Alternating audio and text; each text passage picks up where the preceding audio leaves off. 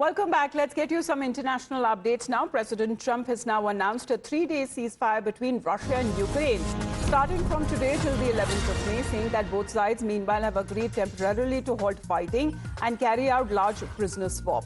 In a statement on Truce Social, President Trump said that the ceasefire would include all suspension of kinetic activity and the exchange of nearly 1,000 prisoners from both sides.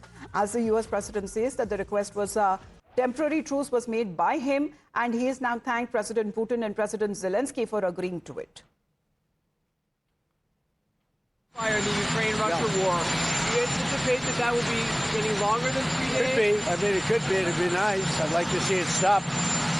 Russia, Ukraine, it's the worst thing since World War II in terms of life. 25,000 young soldiers every month. It's crazy.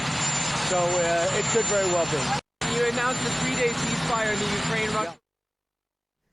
Shinjoy, as far as President Trump is concerned, he seems to have asked for this 3-day ceasefire, which has been agreed from both sides there. And he's also seeking if the ceasefire could be extended because this war has been going on for the last 4 years.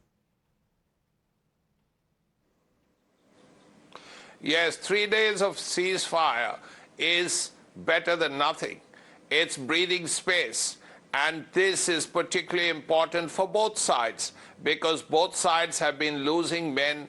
There have been huge casualties on both sides, and also there have been civilian casualties, particularly with the Ukrainians.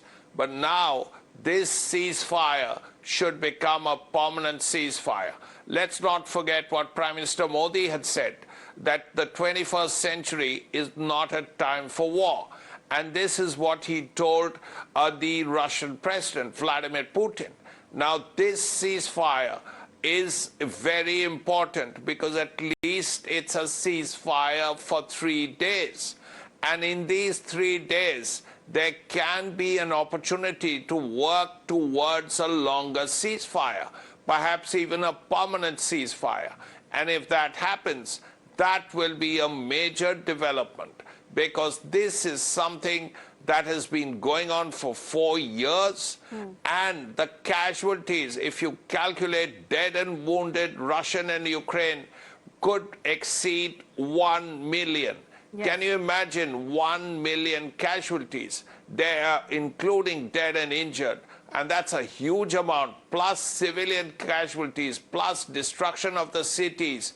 That's a lot of casualties and a lot of damage. Absolutely, and that seems to be the very point that President Trump has now welcomed as far as this 3-day ceasefire is concerned, hoping that it could be extended. However, prisoner swap is now something that will also happen between the two sides, and this 3-day end to the conflict is something that has now been on the request of President Trump, has been agreed by President Putin and President Zelensky. Shinjoy stays on.